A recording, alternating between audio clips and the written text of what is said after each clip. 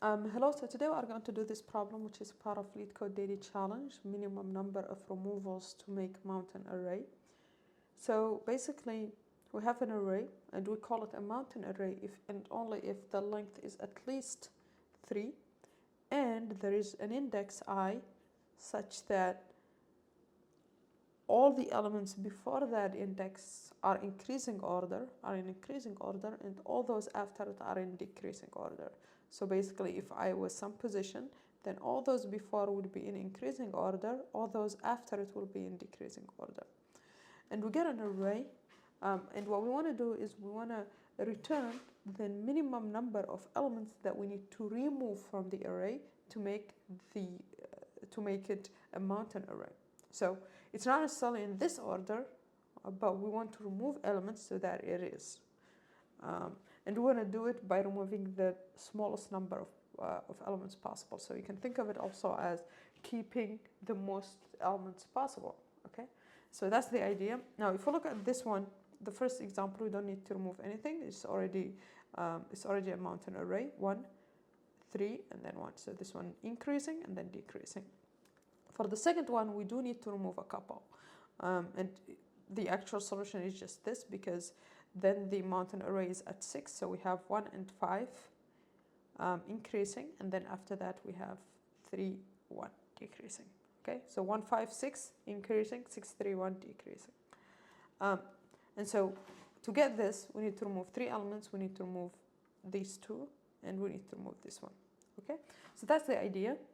Now, the other thing to pay attention to is that we have the length of the array is up to 10 to the power of 3. Okay, so this is a hint that we should look for at least an n squared solution, because the n squared will be 10 to the power of 6. We should pass, but anything above that will not pass. Okay, because 10 to the power of 6, if you get something bigger like 10 to the power of 7 or 8, that will get you time limit exceeded. Okay. Now let's take a look how we can solve it. Okay, so let's see how we can tackle this. So the first thing to think about here, let's take this complex example first. The thing to think about is, how can we do this? So what we are looking for is making a mountain array. Okay, so basically everything to the left increasing, everything to the right decreasing. That's the idea here. And so we want to know the minimum that we can remove to get mountain array. So what is another way to look at it? You should always think about what's the reverse operation here. Well, the reverse one is, or the complementary one is, if we know what to keep, then we can deduce what we can remove, right? So if we want, we know we need to keep x elements, keep x, then we know we need to remove n minus x, right? That's pretty much it. Now, what do we need to keep? Well, we need to keep everything that can make the longest increasing and the longest decreasing, okay? So x is basically longest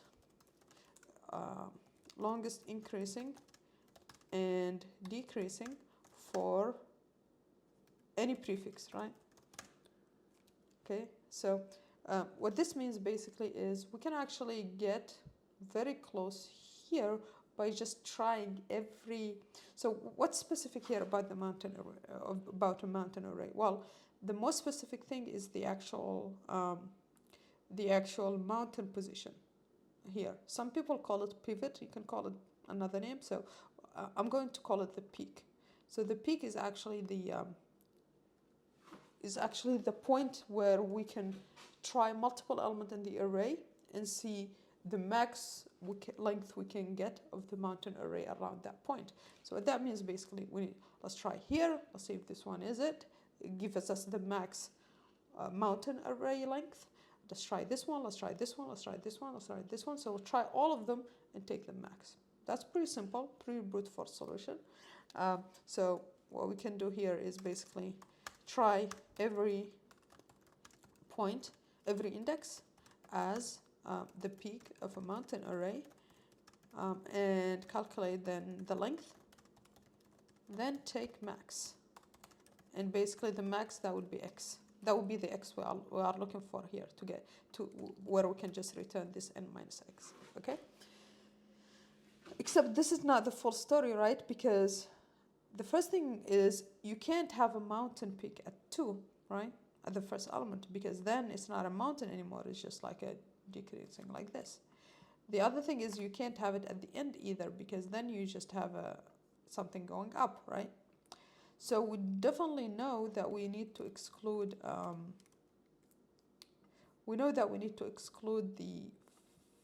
these first few things, right? We know that we need to exclude the first one and last one, okay? So that means basically, let's write that down here, exclude first and last, okay? What else do we need to think about?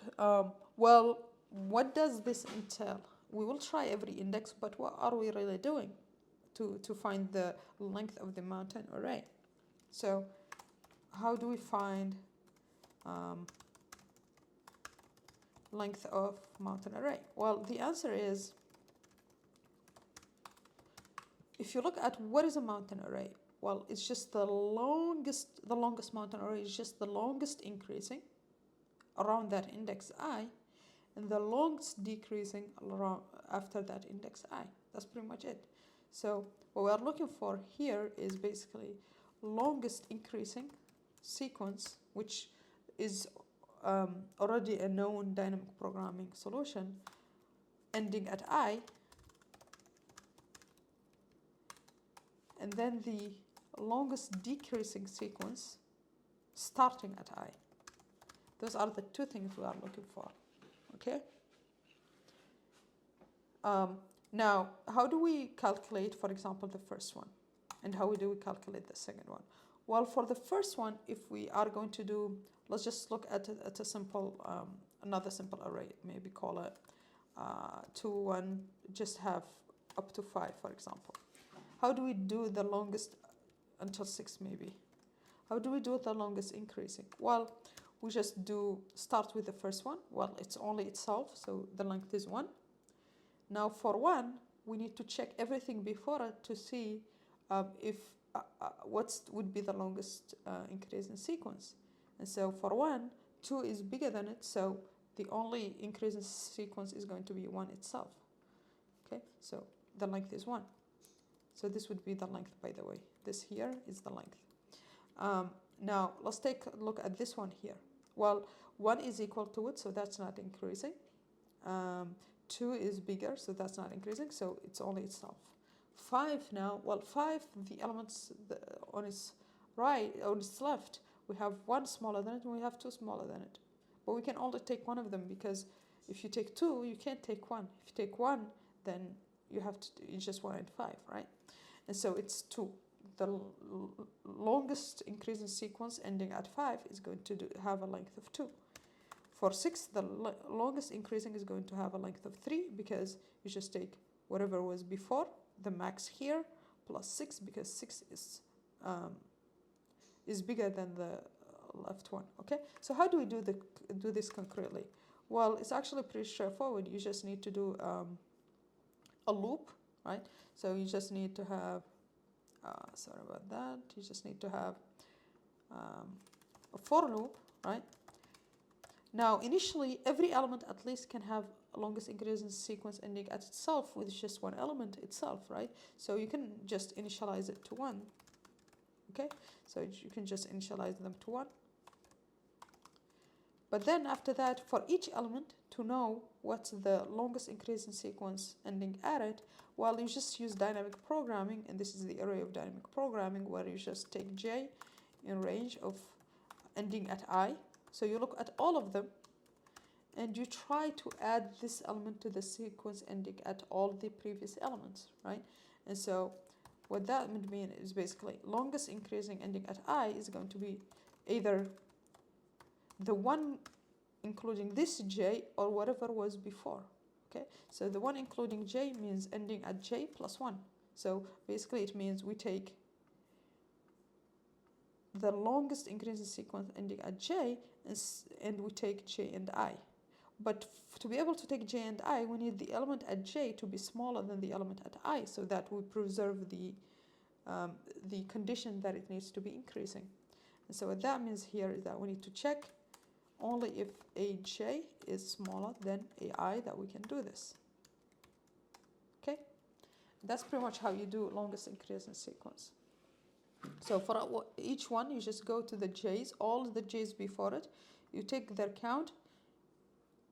Only if, of course, if it's smaller, you take its count and you add 1, right? That's pretty much it. Now, we know how to do this one, okay? Now, how do we do the longest decreasing? Okay, so longest decreasing is actually it's actually very similar to the longest increasing. You can actually just use this algorithm, but how? So what is actually longest decreasing? So if you take a look, longest decreasing is from I, and then every element after I decreases. Another way to look at it is you start from n minus 1 and you go increasing until I. That's another way to look at it, right? So another way to look at longest decreasing sequence is just from, instead of, so it's longest decreasing from I to n minus 1. Which is basically the same as saying longest increasing sequence from n minus 1 to I, right? Now, n minus 1 to I is just, you just take the array A and you reverse it. And now it's just from 0 to I, right? Because you just reversed the array. And so if you, once you reverse the array, then it's actually just LES of I, the one that we calculated here, okay? So what this means basically is we need to just reverse the array, calculate the longest increasing sequence like this, and then reverse it again so that we get the actual LDS as if we calculated it on the original array, right? That's pretty much it. So for LDS, if we define this as a function, let's call it LAS on an array, okay, like this, then LDS is going to be just LAS on the reverse array. That's what we said. In Python, this is going to be like this, but we need to reverse it so that we get it in the order that we need to I from n minus 1, okay? And now we know this as well, and now we should be done, right? Because we can just take every index except the first and last one, calculate its longest increasing sequence and longest decreasing sequence, take the sum, that would be the x, and then n minus x, except it's not just the sum. Why? Because for LIS, we take ending at I, including I, okay? So this is including I, and this is including I. So we calculated I twice, so we need to remove it from one of them, okay? So this is going to be basically, the result that we need to return is going to be n minus longest increasing at I. So x, our x actually, let's just take care of x. So x is going to be longest increasing at I plus longest decreasing at I, okay? But we calculated I twice, so it needs to be minus 1. Okay. Now, why am I, instead of a function, am I doing it an array? Well, since for this array, we fill it for every index, we already have the indices, so we can just use the array. So we need to do two separate calculations, one for calculating the longest increasing sequence separately and longest decreasing sequence separately, and then we can just do one loop with this, where we just take the index, the value at the index that we already calculated. Okay, so once we get this, we need to maximize it. So we get the max for all potential peak indices.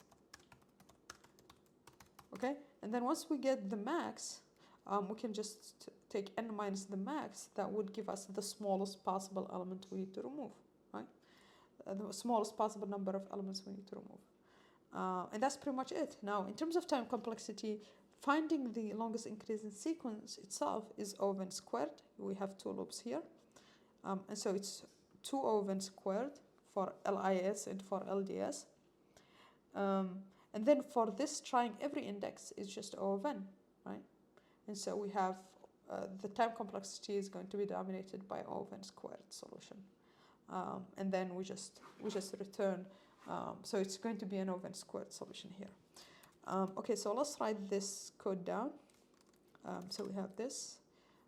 Now this, instead of this, it's just going to be 1 for the length of the array. So I'm just going to define n as the length of the array. Okay, I'll actually do it here. And then here we need to return lis, okay? And now what we need to do is, let's call, so we'd have, let's call it, I'm just going to do a function like this. So we'd have lis and lds, which is going to be just the function call on a, right? And then lds, we said, is just going to be this, right? I'm just renaming this to a. So this is going to be lds, like this. We just called the same function, but on the reverse array, and then we reverse the result to get it in the proper order. Okay, and now once we do that, we just try every peak. So let's call this peak in range of. We said that we need to exclude the first and last one, so that's what we do here. And then we are looking for the best.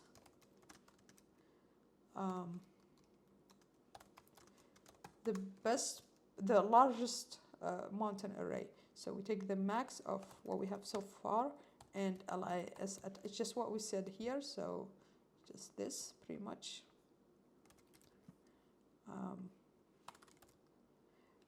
And then now we want to return n minus best, right? That's what we said, because best is this x value, okay? But now there is one thing that I didn't speak about here, which is for this one element, what does this mean? For lis, for example, well, it means there is nothing left to them that is smaller than them. So it means basically this is the peak, and then you have decreasing. You don't have anything increasing. So it's not a mountain. Same thing, actually, it's also happening with LDS, because it would be 1 means basically we have an increasing and then nothing is decreasing, right? And so we need to exclude whenever we have a 1 at either the increasing side or the decreasing side. That means that's not a valid mountain array, so we need to exclude those. So how do we exclude them? Well, we just filter here if ls at peak is bigger than 1, only if it's bigger than 1, and ds at peak is going to be bigger than 1 as well. Both need to be bigger than 1 to guarantee that we have a left side and we do have a right side. Let me just do peak here. Okay, and that should be it. So let's run it. We have an error here. This needs to be like this. This needs to close. And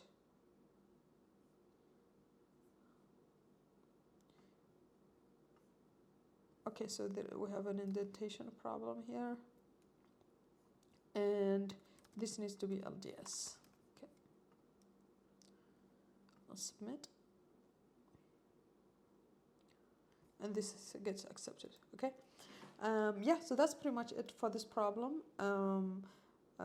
There is a binary search solution that we can use to find longest increasing sequence, but I'm not going to go over it, but it would be an exercise. Yeah, thanks for watching, and see you on the next one. Bye.